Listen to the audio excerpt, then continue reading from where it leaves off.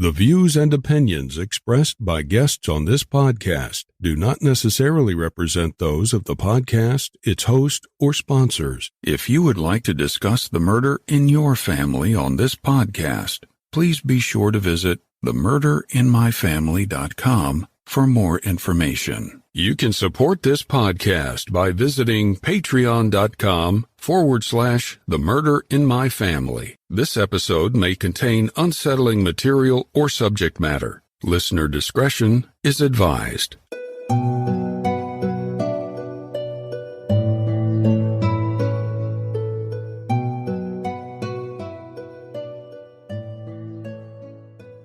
Thank you for joining me for episode 41 of The Murder in My Family. If you find that you enjoy this podcast, please take a minute to rate and review it wherever you listen to your podcast, so that the show can continue to grow and reach new listeners. To learn more about the show or the cases we discuss, please visit themurderinmyfamily.com. You can also find us on Twitter with the handle @MurderInMyFam, or by searching for the Murder in My Family podcast on Facebook. If you'd like to support this show through a Patreon donation, it's always appreciated, and you can do so by visiting patreon.com/themurderinmyfamily. Benefits of supporting the show on Patreon include early access to ad-free episodes of the show, plus bonus content not heard in regular episodes. Support may also include thank you cards, stickers, and more. If you prefer to, you can also support the show through a PayPal donation by visiting paypal.me/themurderinmyfamily. In each episode, I'll give shoutouts to any new supporters. In this episode, I'd like to thank the Morbidology podcast, whose host Emily Thompson is one of my favorite true crime people, and she has an awesome true crime blog that's also called Morbidology. So be sure to check her work out. And thank you to all of the supporters that generously donate to help keep the show growing and improving. Thank you, and now on with the show. On May 16, 1982, a Sunday, shortly after midnight, 19-year-old Brenda LaCombe left her grandmother's apartment on Fulton Street in Lowell, Massachusetts, and was never seen alive again. The young mother of an 8-month-old son had spent a quiet night playing cards and drinking wine. Her movements after leaving the apartment are unclear. She told her grandmother that she planned to stop at her boyfriend's house, but according to Brenda's boyfriend, she didn't make it to his home. When Brenda didn't come home and didn't call, her family became worried. She had never left for any extended period of time, and if there was ever a time she went away, it was only for a day or so, and she always let her family know.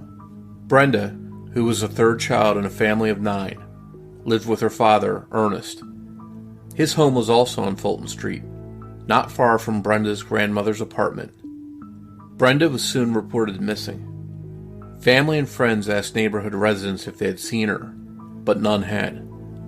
The only thing that they knew for sure was that Brenda didn't run off or abandon her son. That wasn't something she would do. For weeks, Brenda's family was left to wonder what happened to her. Then, on Friday, June 4th, almost 3 weeks after Brenda vanished, a partially nude body was discovered in the town of Harvard, Massachusetts, about 17 miles southwest of Lowell. The remains, found in woods behind a stone wall along Littleton County Road, were determined to be that of a woman. Examination and a dental comparison confirmed that the remains were those of Brenda LaCombe. Brenda's clothes were partially shredded. Although Brenda's remains were badly decomposed and had been scattered, perhaps by animals, police quickly ruled Brenda's death a homicide, but cause of death was not able to be determined, although it appears she may have been beaten. The news of Brenda's death shocked and saddened her family and friends, and forever altered her son's path in life. Brenda's family wondered who would do something like this to the 19-year-old mother, and why. Rumors and theories began to circulate, and unfortunately, some of them concerned Brenda's background. Some thought that her past may have caught up with her. Just like any of us, Brenda was human and wasn't perfect. It turns out that Brenda had arrests for prostitution and drugs, and she had supposedly worked as a topless dancer. Some felt that her death might be related to some of these activities. Others felt that it might be related to an arson case in which Brenda may have been a witness. Still other residents felt that Brenda was simply in the wrong place at the wrong time and crossed paths with a dangerous stranger. But no matter the motive for Brenda's murder, her family and friends wanted answers. They didn't feel that Brenda deserved to be murdered and dumped like trash alongside a lonely wooded section of road. They wanted people to remember Brenda, not for some of the dark parts of her life, but for some of the brighter parts. They wanted her to be remembered for her quick-witted humor, and as someone who loved her son, and loved music, in particular Bob Seger. As I mentioned earlier, Brenda had some dark parts of her life, but she didn't deserve what happened to her. Not much happened with Brenda's case. The police looked into various possibilities surrounding the murder, but to some, their investigation left something to be desired, and some promising persons of interest were questioned once, if at all. As the months and years passed following Brenda's murder, reports were lost, and investigators were transferred on and off Brenda's case. Brenda's family never gave up hope. Her sister even went to the library doing her own research into the murder, digging for any kind of clues she could find. She took her young daughter Lacey with her. Well, Lacey was born after her aunt had been murdered and never got a chance to meet her. The mystery of what happened interested her young mind. As she got older, Lacey took an interest in Brenda's case, mostly from a genealogical standpoint, but soon found herself playing detective in her aunt's case. She began compiling everything she could about her Aunt Brenda's case, reports, files, witness and police statements, everything she might need to try and solve Brenda's murder. But just as the police are stumped, the answers also elude Lacey, who's now in her 30s. But that hasn't stopped her from trying to figure out what happened to the aunt she never knew over 37 years ago. Lacey joined me to discuss her Aunt Brenda's murder and the aftermath. She talked about potential theories and suspects, and gave me a tour of her efforts to solve the case. That conversation is coming up in just a moment. Hey listeners, how much money do you make? If the answer is not enough, how does the opportunity to start making $40,000 a year sound?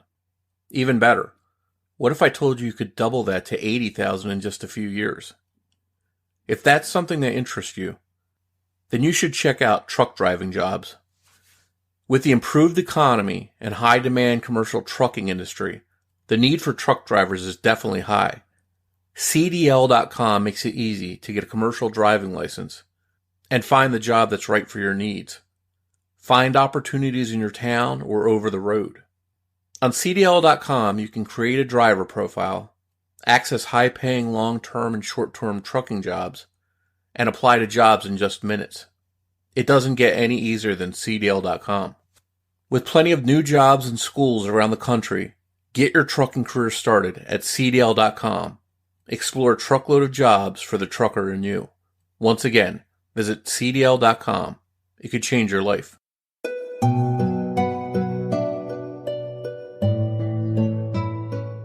Hi, Lacey, and thanks for joining us to discuss your Aunt Brenda's case with us. Hi, Mike. Thanks for having me. So your story is an interesting one. You never met your Aunt Brenda, is that right? I have not. No, I didn't. And Brenda was your mom's sister? She was, yes. Okay. And despite never meeting Brenda, you've made it your mission, it sounds like, to find out what happened to her. How did that come about, and what made you have this determination to find out what happened to an aunt that you never got to meet? Well, Mike, I got into doing ancestry research a few years ago. I connected with a distant relative out in California, and she had sent me a letter that Brenda had wrote to her mother in December 1981. This was just about 5 months before Brenda disappeared. The letter was thanking her mom for a Christmas present that she had got Brenda's son, Matthew. So this kind of sparked some memories for me when I was a kid, because my mom used to take me with her to the library, and she would search through tons of those old newspaper reels on the old slide projectors. So she was looking for clues in her sister's case. I didn't entirely understand it at the time, but I do remember it very well. I remember going with her to people's houses who lived nearby to where Brenda was found. I also remember a lot of frustrating phone calls she had with the police for her watching her write long letters to the newspapers. She was hoping that would get someone's attention. So this is a matter pretty much of why that inspired me to start looking further into it. I realized that I had more resources, and I was also not, everything was very painful for my mom to be doing this. I was able to look at it from a different perspective and take all things into account. So this is something that's been in your life pretty much since you were a kid, one way or another. Oh, for as long as I can remember, yep.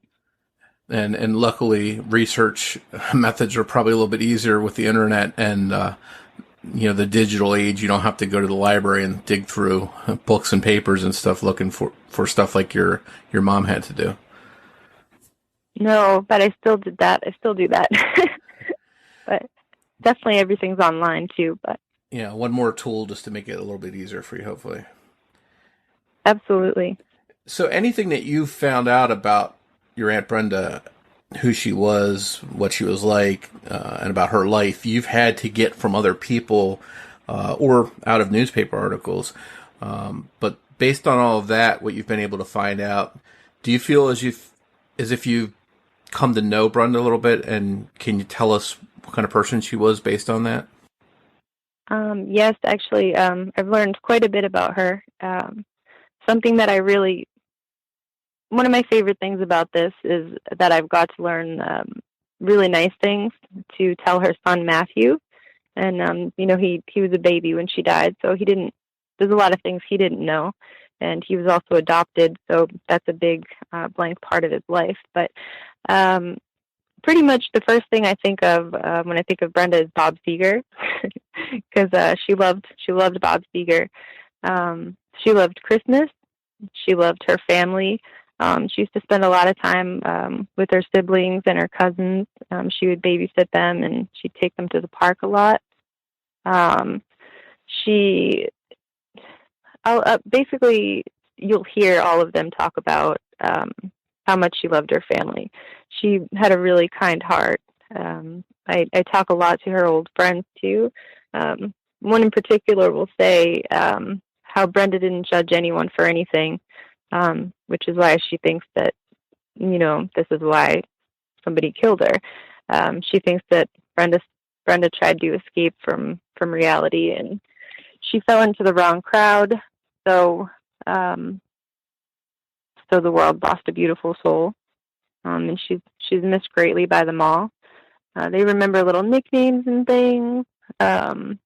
My uncle remembers every time he went over a bridge that she would tell him how beautiful the water was and to look at the water. So now he's thinking about that all the time. I know also they used to go to the White Mountains for Christmas and stuff. I think because Brenda's birthday was just a few days before Christmas, this is probably why this was a favorite time for her, coming from a big family. She probably felt extra special at the time. My uncle remembers how shortly before Brenda died that she had been asking people to go with her whenever she left the house when she was walking somewhere. So that's something that sticks with him too, is that he didn't always go with her. He was a little bit older, living his life too. But I've heard a few people say that too, that she wouldn't leave the house at the time without taking her son Matthew or somebody walking with her. So it was clear that everybody knew something was going on that she was afraid of at the time. I think she got led down a road where she ended up meeting guys that pretty much used her as a punching bag, which was really sad. I know that she was sad when Matthew's father had left her, and just a lot she went through that kind of led up to what happened to her, just her whole life. But I wish I did meet her. I've definitely heard a lot about her. I heard that she had a wild spirit, but I also at the same time heard that she was soft-spoken and kind, that she was fun to be around. So all these things, I feel like I've got to know her in a different way. Well, it definitely sounds as if you've been able to uncover some things about her and her life to help you piece together, who she was. Oh, for sure. And I think it's important that she's remembered for who she was, not just, the the dead girl that was found on the side of a stone wall. It's especially important for her son to hear these things. Yeah, absolutely. And that's one of the main focuses of this podcast, is to remember the person, and that they're not just a statistic, a murder victim. They were real people with real lives and real dreams. And I think that's always important to shed light on that. Oh, absolutely. I couldn't agree more. So in order for you to dive into your aunt's case, you've really had to dig deep. You've been an armchair detective, essentially gathering reports and files and trying to search for clues in the case. How hard has that been? And after gathering and compiling all that stuff, what has your research told you about Brenda's case? I feel like I built the case now. Not just because her case file was lost because a Lowell police officer took her file home, and there's no explanation after that. But in doing this, I've been taught by people of various backgrounds, all different things that people wouldn't think of. I would say as creative as you are is as far as you can go with learning information.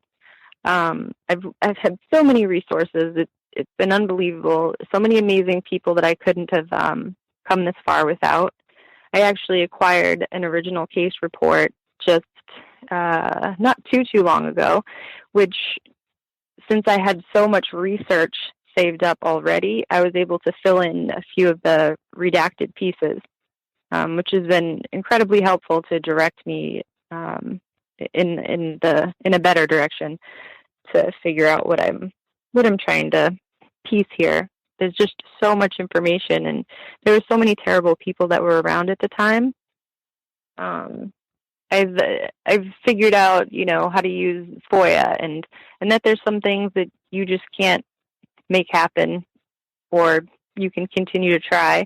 But then there's always a different way to get there. I've talked to retired detectives. I've spoke with medical examiner that worked on her case, one of them, who was willing to go over the autopsy report with me had I been able to get it. But the ME office in Boston said that they don't have it, and I've tried many times to get that. I also have, interestingly, her death certificate doesn't say, it still says pending investigation. And I've spoke to the funeral directors who told me that nowadays, even if it is a cold case, it has to at least say something. It can't say pending investigation. So I've tried really hard to get that. I've also found that none of these places, like the town she lived in, the town she was found in, the police from the town she lived in or where she was found. Then there's also the Worcester County, Middlesex County. There's, let me see, I don't know if I said the funeral place already, but they also have pending investigation. And all of these people thought that was strange. So now this makes me think, was this something to do with, a cover-up? Initially, that's something you think. But then you start to realize how terrible cases were handled back then, that the crime scenes were often compromised. And now the police, they don't really want to bring that to light, how terrible things were handled back then. And if it's on their end, why would they want to do that? Why would they want to point that out? And it makes it more difficult for the people that are actually doing their job and, are really good at what they're doing to not have the pieces that they need. I also found that good old-fashioned police investigation doesn't seem to happen anymore. And I think that would be huge in getting a lot of cases solved. I don't know why they don't re-interview. I understand that it's been many years and they don't think anything new can come of it, but there's the other side of that where, maybe somebody died and they feel comfortable speaking, or maybe they remembered something that they didn't think of then or didn't think related to the case. Or, we have social media now. So many things come together we're able to, we're able to piece things together better. And when you have, everybody working together in that way, you're more likely to get answers, which I've come quite a ways with finding information.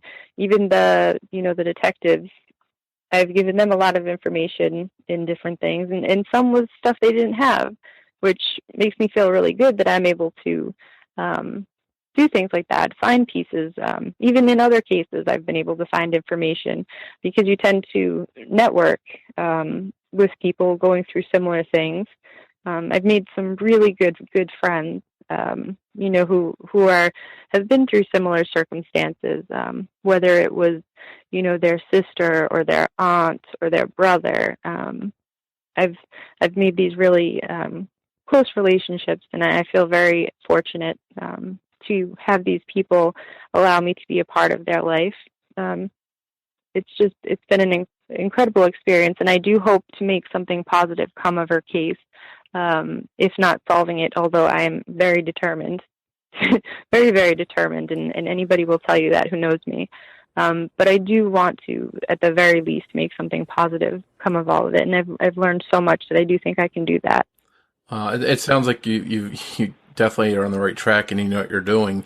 And this started, as you mentioned, sort of genealogy related, and then it sort of snowballed into what it is now, an investigation by you. Did you ever see yourself way back then saying this is where you would be at and this is what you would be doing right now? No, not at all. But I do remember when I was little that I'd tell my mom that I was going to solve the case, but that was just me being, like a 6-year-old or 7-year-old saying, I'm going to figure out who did this, with little details on it. But my mom did also tell me at the same time that I can do and be anything I want, and which at that time was I want to be the president and drive an ice cream truck. So this is quite a difference here. I work at an animal hospital, and on the side, I am spending pretty much all of my time here, trying to find new ways to find answers. And I definitely didn't see myself here, but I really, my heart's in it, very much so. And you mentioned the police a little bit, past and present. Things could have been handled better. People lost reports, it sounds like. And now it sounds a little bit from what you're saying that maybe they're not doing all they could be doing. Has there been anything positive with the police? Any kind of things that you feel they have done right along the way that have helped the case progress? As far as the case progressing, not so much, no. I do believe that the detectives that are on the case now have the best intentions, but I think that they didn't have many pieces to work with, and so they also won't give up what they do have, although I'm very confident that I know more about her case than anybody does, so me having that information would be very helpful. But so back then, the detectives, they, let me see, for an example, they showed up to the scene. It was a little after, say, 1:30, and when they did that, they called the state to come in. The state came in and they did their CSI there, taking photographs and things like that, which I don't know where that is, by the way, any of that. And so about, let me see, that was an hour and a half after she was found, they were searching the scene. So fast forward to 4 days later. Now, 4 days later, you got the local police that are going back over the crime scene, and they find another body part of hers. Like, I don't understand how that happens, how the local police are going back and doing that, and they're finding that, and how the state didn't find that, or how her case was bounced around from, Harvard Police Department to Worcester DA's office, to Lowell, then had it again, and then it went to Middlesex, and then back to Worcester. Now, this is all, from 1982 until present, where it finally just sat with Worcester. And those guys were awesome. They came and sat with me a few years ago for probably over 3 hours, and they listened to every little thing I said. Well, from when I met them until now, I've learned so much more. So I'm able to explain things better, or I understand what counts in court versus, information that they might consider useless. But I don't believe that to be the case. I just think that there's different categories for where you need to put things. And I learned this from a man in South Carolina. Let me see. Karsten's his last name. He's amazing, but he's been, teaching me when he can. He's retired from the military. These different ways to look at cases, and he's really opened my mind a lot.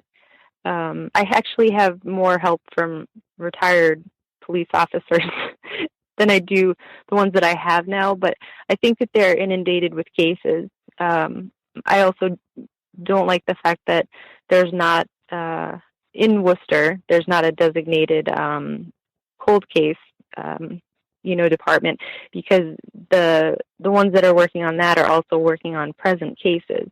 There's only so far you can stretch people, and I do understand, and some people might not understand this, but I understand that things take priority. If you just have a murder that just happened, you need to get somebody off the street. In these cases, it makes me sad that there's not. I think that if they separated the departments basically and actually focused directly on each piece, that they'd get more if there was better cooperation in between their departments. So I don't necessarily want to say anything negative on their end.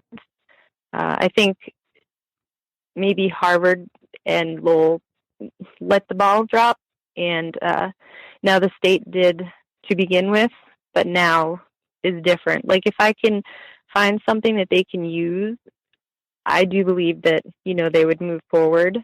It's just that if they were to actually dig into things like re-interview people, that would be huge, because I've talked to people myself that gave me information that is, secondhand information, which isn't going to be as valuable to them as it is, with them saying it directly. So me being able to focus, just on my aunt's case gives me, I have more that I can pick apart than they can, which is a large reason why I think that it's important for us to be able to have more of, more records and more of an open case when it's been, 30 plus years, going closer to 40. And I can only imagine that it's frustrating for a family of a murder victim to possibly know more than the police know. You see that a lot of times in these old cases, that the person in charge of these newer cases maybe hasn't looked at the file in ages, if ever, because they're working on, like you mentioned, newer cases that are a lot easier to solve. So it does seem scary that sometimes the family members are their own investigator, essentially, and know more about the case than some of the police that are actually in charge of working on it. Oh, absolutely. And I feel sad for people that also don't understand that there's things that they can do too. They tend to take what's being said to them as that's the final thing there, which isn't the case. One thing I learned is that the way, the law speaks, the way the government speaks is a way to elude you, where you're reading it and you're just taking that answer that it looks like. But if you read it slowly, you see that you're not actually getting an answer. And if you know how to reword that, you might be able to get an answer. But that's not something you're going to know right away, and certainly not if you're very emotional about it, which is completely understandable. But also that gives me, that makes it a little easier for me to do than it would be, say, my mom or other siblings of my aunt. So you've learned a few of the little tips and tricks to adjust things and try and ask for information in a different way, it sounds like. Oh yeah, yep, many things like that. and different ways to get information as well. As far as you know, is there any potential evidence or clues that police might have to work with that may lead to Brenda's case being solved one day? Well, I do believe that the evidence in her case was either lost or destroyed, and I actually was told by a retired homicide detective, which, I won't say from which town or county or wherever, that the case was intentionally botched. So that's a little hard when you're sitting there, trying to find every, write a letter, FOIA, Freedom of Information Act, everywhere you can possibly think of, or dig up old articles. Because if that's the case, that's going to be really hard to prove because somebody didn't want it to be solved.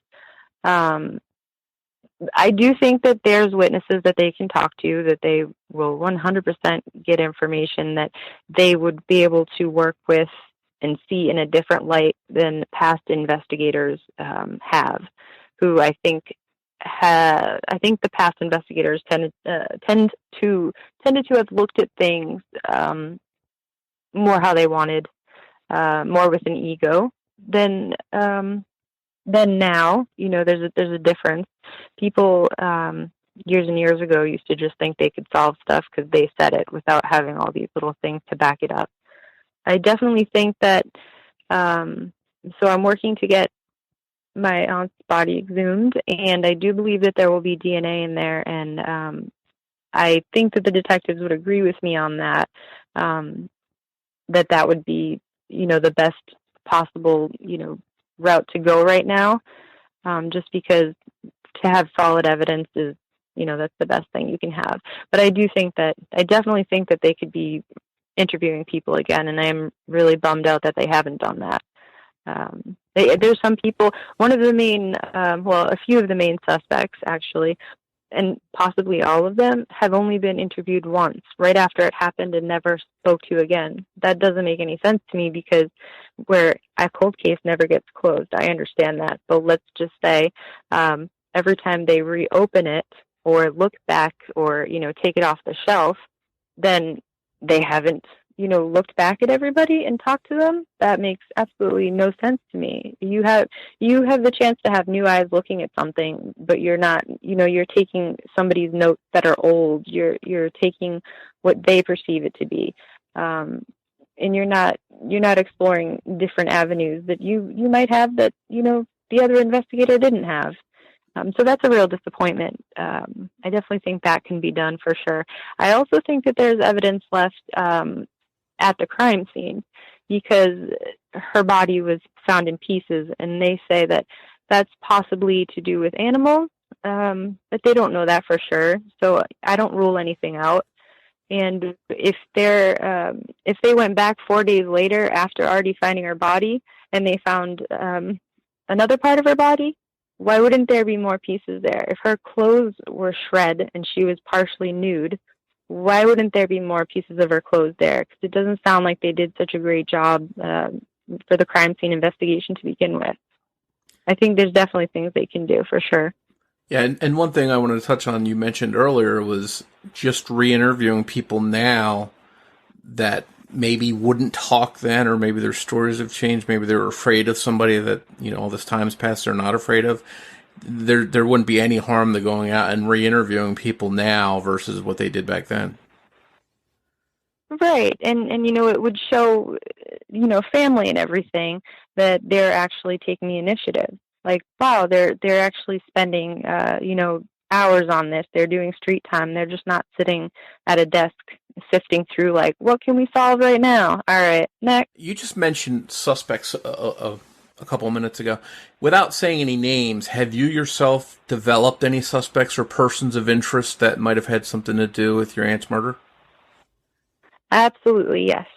I definitely have.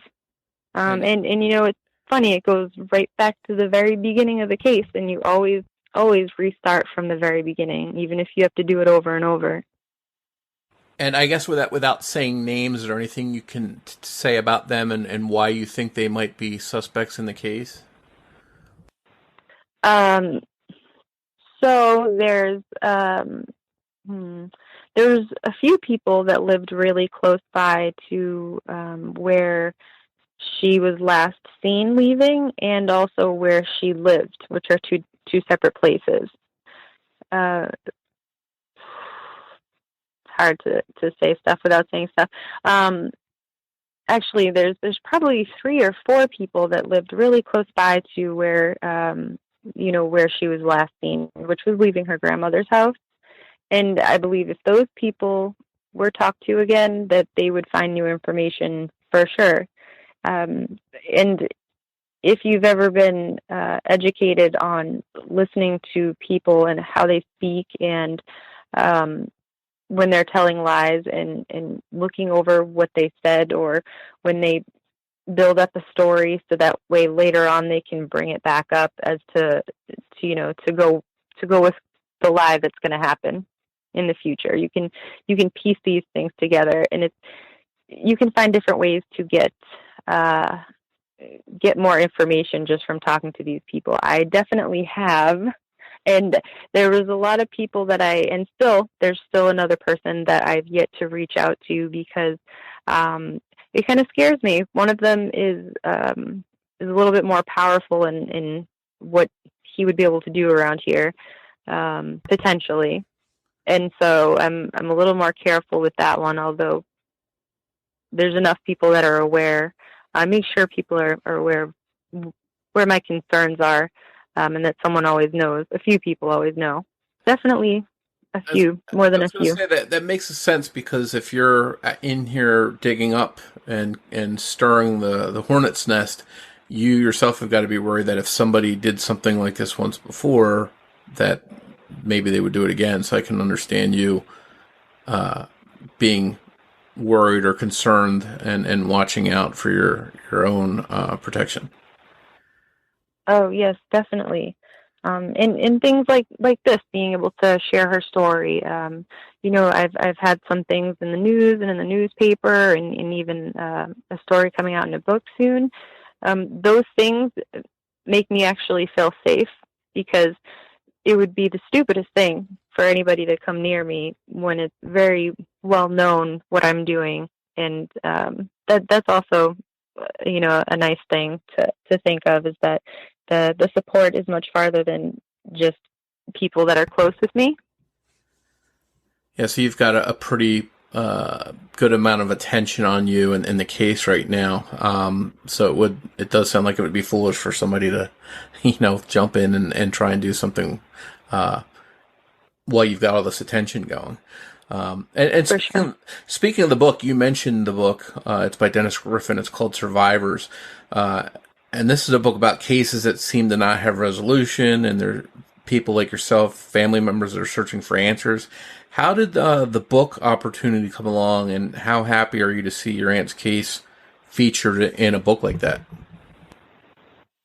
Well, it came about, so there was this group started called the Transparency Project, and with discussing back and forth with people in like situations about their struggles with the law enforcement.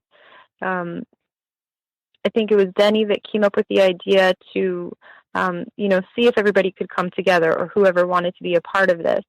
And so what came out was, the name of the book is Survivors. We said that. And there's about, I think, 19 stories from the perspective of the victim's family and friends. Which the idea is basically to bring attention to these cases and make a better public awareness of the struggles that we've all experienced with the justice system then and now. I feel very, very, very fortunate. It was actually very difficult for me to write because I have so much information that I had to break down and make it easier for people to understand that don't know anything about my aunt or her case. I'm happy with how it came out for sure, but it definitely wasn't easy for me to put that all, in a smaller box. But it's great because there's some details that maybe some people don't know about that will read that, and maybe they'll go talk to somebody else who will talk to somebody else, and maybe someone will come out with something, or maybe it'll inspire somebody that wants to help, that is a professional in something that might help her case progress. There's just a lot of possibilities with it. So I'm very, very appreciative to Denny and the people that he works with for giving us all this opportunity to come together and give our firsthand accounts of what we've experienced. And I know Denny is a former law enforcement himself, and he's probably interacted with countless families that have gone through what you're going through. What was it like interacting with him to try and put this case into that book? Well, I think I talked to him before the book started. We had a long conversation. He was impressed with my researching, skills and everything. And so it was really nice to have him listen to everything, that I'd had to say. And to hear his feedback was very helpful, because he also was able to teach me some things that I didn't know, with how there's ways that the court system works, or even he'd say, well, this sounds like this, and then it would give me a better understanding of how to go about what I was doing.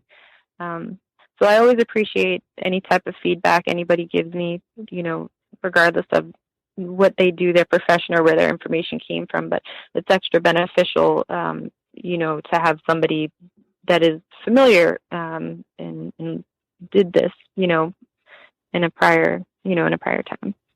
And we mentioned a little bit of sometimes you hear about these old retired cops that mess something up or botched something or lost a report. It's always good when you get to interact with some, former law enforcement people that are helping in retirement, trying to do what they can to help people like yourself.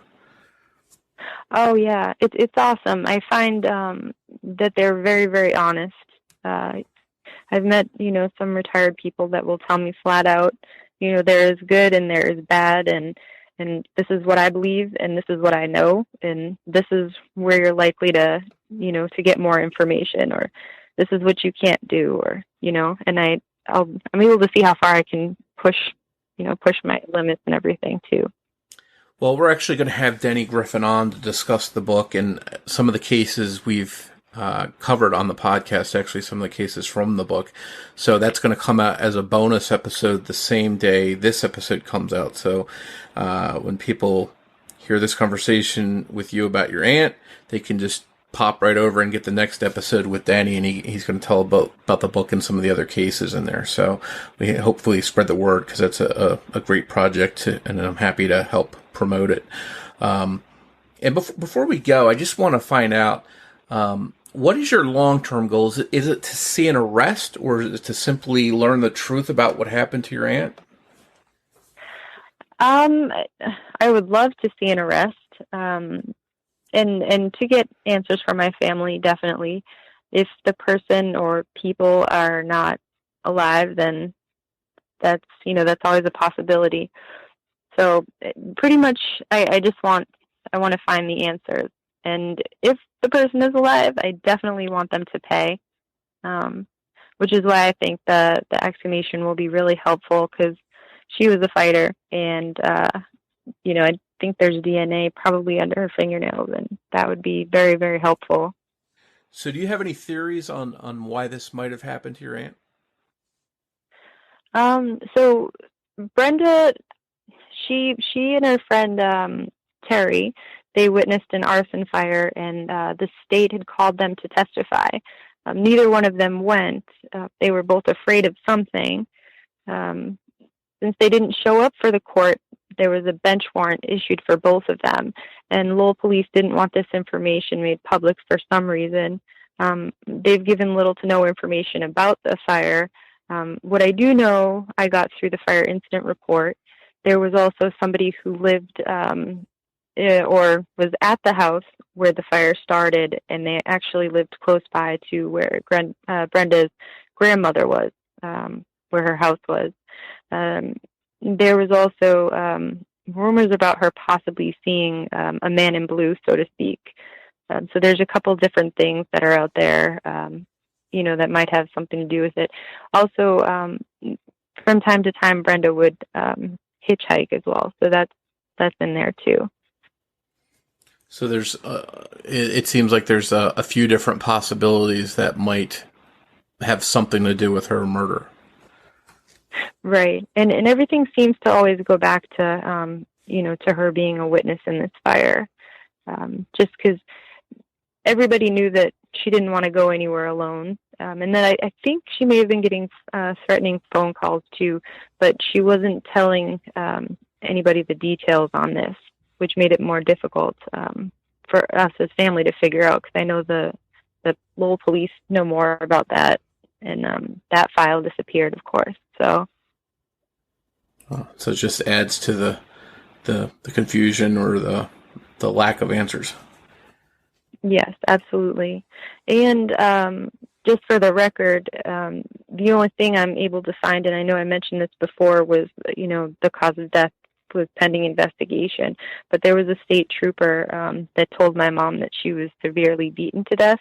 So that's definitely something we're aware of, whether we do get the autopsy report or whether it even exists anymore.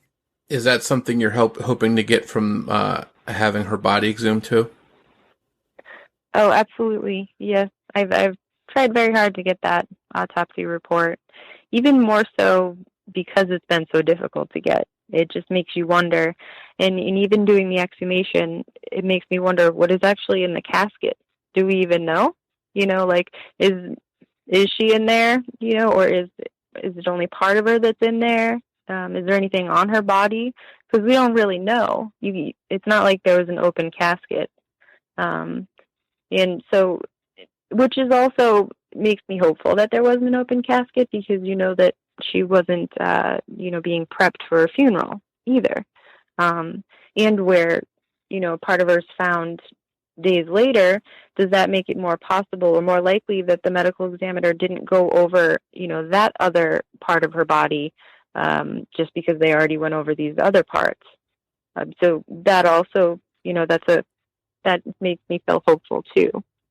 And one other thing I didn't want to leave out either. You mentioned earlier regarding having the exhumation done. Is there a cost? Are you trying to raise funds to do that? I am, yes. So it's the cost isn't a little difficult to determine. I've seen, anywhere from $7,000 to $10,000, depending on what you're doing. We currently have, I want to say, maybe about $3,000. But the things, since this isn't a common thing, it's harder to piece together what you have to do.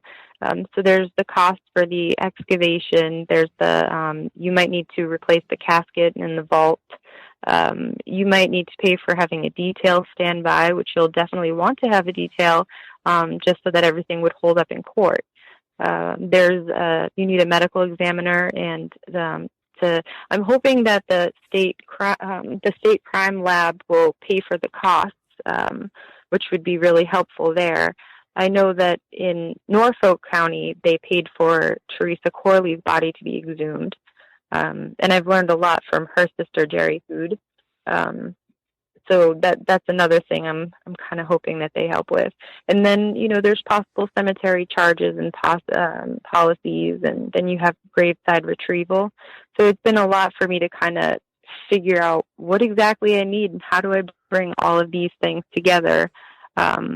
I'm trying to be prepared for all eventualities in everything that I'm doing here. And it would, if her body was moved, it would be, I think I'd need a permit, and it would cost me even more. But I think that we'll just do the graveside retrieval. I don't think that, her whole body needs to be, or whatever's in there, to be taken out. Are you doing this through a GoFundMe or something like that? I am, yes. We have the GoFundMe.com/Voice for Brenda. I set up something on Facebook too recently, but it only stayed up for, I think, a couple weeks. But it's all being pulled into the same spot. Well, we'll put that in the show notes so people that might be able to help with that will see it and maybe can help you with that cause.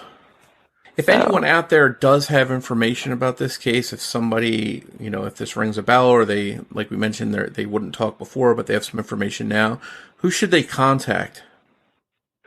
Well, so I have an email, which would be avoiceforbrenda@gmail.com. There's also, we're on Facebook, which is Facebook.com/avoiceforbrenda. We also have if anybody's interested in helping with the exhumation, there's gofundme.com/voiceforbrenda. And as far as law enforcement goes, you would be contacting Worcester County DA's office. And I think it's the Unresolved Squad. Okay, and I have a number for them too right here for listeners. It's 508-832-9124. And I just wanted to ask you one thing as far as the investigation to your aunt's murder. How's it been received by your family? Are they supportive of it and your efforts? They're very, very supportive.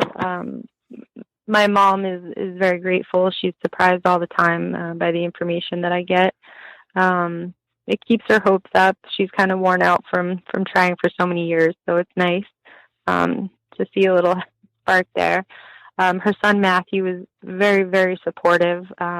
He doesn't live in this state right now, but we talk all the time, and it's very important to him. So he's very grateful. I have uncles and aunts that, they're thanking me all the time, and they're very appreciative for everything. So it's nice to have everyone on the same page too, because I know that that's not always the case. Some people, relatives, feel like it's too much to go over again, and I can understand that. But I've pretty much got a good support system from our family and her friends too. Well, I think it's safe to say that your aunt would be proud of you too. Thank you very much, Mike. Thank you once again for joining me for this episode of The Murder of My Family. If you enjoyed this episode, please introduce a friend of the podcast and invite them to listen. As we wrap up this episode, I'd like to invite you to listen to a preview of a true crime podcast that I really think you'll enjoy. It's called True Crime Deadline. And before you go, remember that every murder victim means something to somebody. From the Hollywood Hills to your earholes, this is True Crime Deadline. I'm Matt Johnson, boots-on-the-ground reporter and host of True Crime Deadline, the podcast that gives you a unique reporter's point of view from the yellow crime scene tape to the gavel in the courtroom. We paint a picture on True Crime Deadline with murder, mystery, and missing persons cases. My contacts grant you access to those case files with disturbing new details and exclusive interviews. Details might have you thinking, no, that didn't happen. They didn't do that, did they? And then there's the Oprah-inspired Where Are They Now? Binge these 30-minute Crime Bite episodes where you get your podcasts. Buckle up, investigators. You're on deadline. For more information about the podcast, visit truecrimedeadline.com. Until next time.